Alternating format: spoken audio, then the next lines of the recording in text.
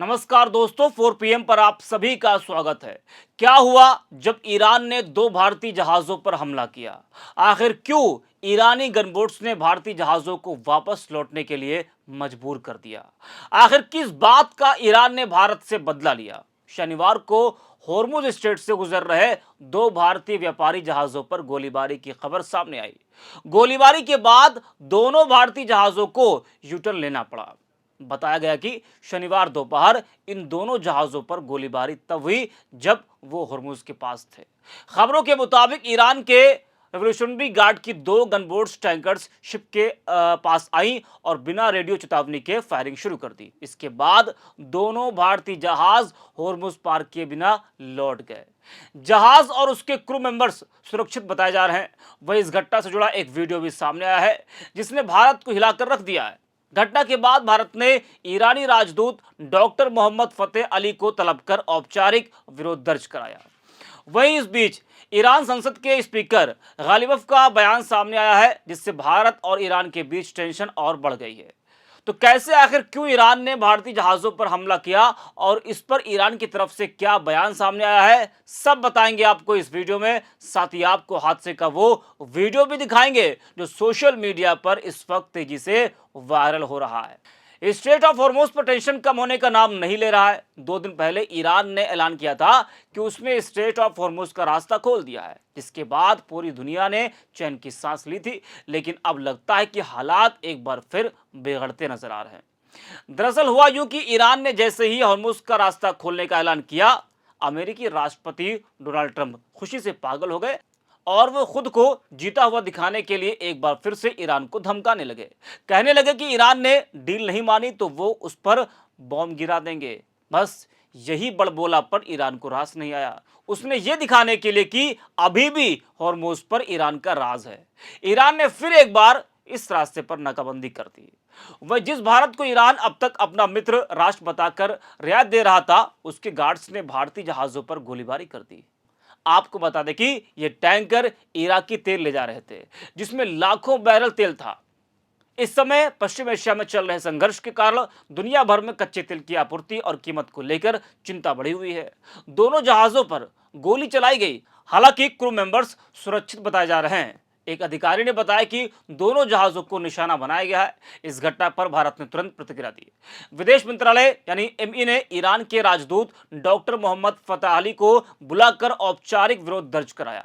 ईरानी राजदूत एमईए दफ्तर से बाहर निकलते देखे गए, जहां उन्होंने पाकिस्तान, अफगानिस्तान, ईरान डेस्क के संयुक्त सचिव से मुलाकात की। हॉर्मुज स्ट्रेट में भारतीय झंडे वाले दो जहाज जगरनव और सनमार हेराल्ड पर गोलीबारी की घटना के बाद ईरान के बयान में भारत ईरान के बीच रिश्ते बेहद मजबूत होने की दुहाई दी गई है।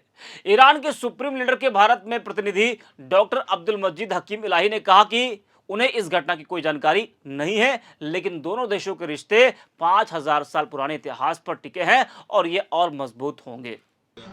Actually, I said the relationship between Iran and India is very, very strong, and I don't know anything about this event which you mentioned, and we hope that it will be okay and it will solve.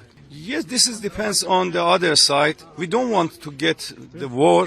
We don't want to get a crisis in the region. We want peace, and we hope that in the other side also will follow the peace and we get peaceful area. दोस्तों, आज सत्ता की आंखों में आंखें डालकर पत्रकारिता करना मुश्किल हो गया है। हमारे 4 पीएम नेशनल यूट्यूब और फेसबुक चैनल को, जिसे आपका प्यार और विश्वास हमेशा से मिलता रहा, उसे बंद करके सरकार ने यह साबित कर दिया है कि वो आपके सवालों से कितना डरती है। मुश्किल दौर है, लेकिन हम ना रुके थे और ना ही रुकेंगे। हम सच के लिए हमेशा लड़ते रहेंगे। ऐसे में 4 पीएम यूपी को आप लोग ज्वाइन करें और निष्पक्ष पत्रकारिता को जिंदा रखने के लिए जितना हो सके उतना हमारा आर्थिक सहयोग भी करें। आपके सहयोग से ये जंग हम जीत कर रहेंगे। अब देखिए, एक तरफ जहां ईरान के सुप्रीम लीडर के भारत में प्रतिनिधि भारत से मजबूत रिश्ते की बात कर रहे हैं, वहीं हॉर्मुज स्ट्रेट से एक वीडियो सामने आया जिससे वहां भारतीय जहाजों को कैसे वापस भेजा जा रहा है सामने आ गया है। अब देखिए, जहां आईआरजीसी ने दो जहाजों पर हमला बोला तो वहीं बाकी जहाजों को भी आगे बढ़ने से रोक दिया गया। वीडियो में ईरानी रेवोल्यूशनरी गार्ड नेवी ने कंटेनर जहाज भाग्यलक्ष्मी, जिसमें भारतीय क्रू सवार हैं, और जो यूएई से रवाना हुआ था उसको सूचित किया कि उसके पास हॉर्मुज को पार करने के लिए ईरानी अनुमति नहीं है। जहाज के क्रू ने तुरंत ईरानी नेवी की बात को विनम्रता पूर्वक बात मान लिया और जहाज को मोड़ लिया। बताया जा रहा है कि इन दो में से एक जहाज पर लगभग 20 लाख बैरल इराकी तेल लदा हुआ था। This is Bhagyalakshmi. Go ahead, sir. I read you loud and clear. Good evening, sir. This is Ragnar Stefanovic. After on the strait is blocked and path from that is forbidden. And there is no any permission for you to use from on the strait. You are ordered to go back to your departure immediately.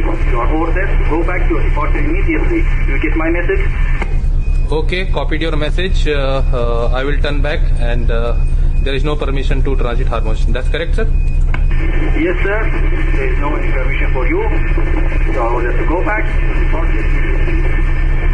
And wait to get permission. Okay, wait for the permission. Thank you. Okay, thank you. Back to home. Out. Thank you. Back to 16 out. अब देखिए, एक तरफ जहां straight of Hormuz पर tension बढ़ गई है तो वहीं ईरानी संसद के स्पीकर गालिबफ का बयान सामने आया है, जिसने उन्होंने ट्रंप को साफ साफ मैसेज देते हुए बता दिया कि Hormuz strait Islamic Republic of Iran के कंट्रोल में है। उन्होंने बताया कि हमने यूएस की माइन क्लियरिंग की कोशिश का मजबूती से जवाब दिया है और इसे सीज फायर का उल्लंघन माना है। हालात टकराव के करीब पहुंच गए थे, लेकिन दुश्मन पीछे हट गया। उन्होंने कहा कि अगर अभी स्ट्रेट में ट्रैफिक हो रहा है तो ऐसा इसलिए है क्योंकि स्ट्रेट का कंट्रोल हमारे हाथ में है। अब देखिए, ईरान ने तो हॉर्मुज का रास्ता खोल दिया था, लेकिन अमेरिका ने ब्लॉकेट की घोषणा की थी। गालिबफ ने इसे एक लापरवाही भरा और नासमझी भरा फैसला बताते हुए कहा कि अगर यूएस ब्लॉकेट नहीं हटाता तो हॉर्मुज स्ट्रेट से आने जाने पर पक्का रोक लग जाएगी। वहीं ईरानी नौसेना ने चेतावनी दी है कि अगर कोई जहाज इस चेक पॉइंट के पास आएगा तो उसे दुश्मन के साथ सहयोग माना जाएगा और ऐसे जहाज को निशाना बनाया जाएगा। उन्होंने कहा कि जब तक अमेरिका ईरानी बंदरगाहों को ब्लॉक करता रहेगा तब तक यह जलमार्ग बंद रहेगा। अब देखिए, जब भी मिडिल ईस्ट में जब तनाव कम होने की खबरें आने लगती हैं तो उसी समय यूएस के राष्ट्रपति की धमकी आ जाती है।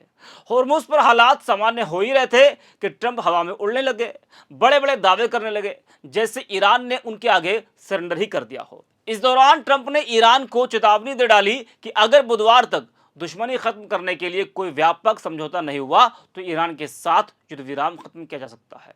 उन्होंने कहा, हो सकता है मैं इसे ना बढ़ाऊं लेकिन नाकाबंदी जारी रहेगी, इसलिए नाकाबंदी है और दुर्भाग्य से हमें फिर से बमबारी शुरू करनी पड़ेगी।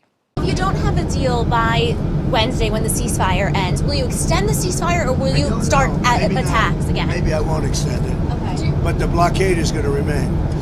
But maybe I won't extend it. So you have a blockade, and unfortunately we'll have to start dropping bombs again. अंत में देखा जाए तो स्ट्रेट ऑफ हॉर्मुज पर हुआ यह पूरा घटनाक्रम सिर्फ दो जहाजों पर गोलीबारी भर नहीं है, बल्कि यह उस बढ़ते भू राजनीतिक तनाव का संकेत है जिसमें अब भारत भी सीधे तौर पर प्रभावित होता दिख रहा है।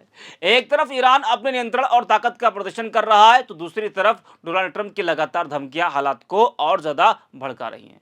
इसी टकराव के बीच भारतीय जहाजों को निशाना बनाया जाना यह साफ करता है कि अब यह संघर्ष सिर्फ अमेरिका और ईरान तक सीमित नहीं रहा।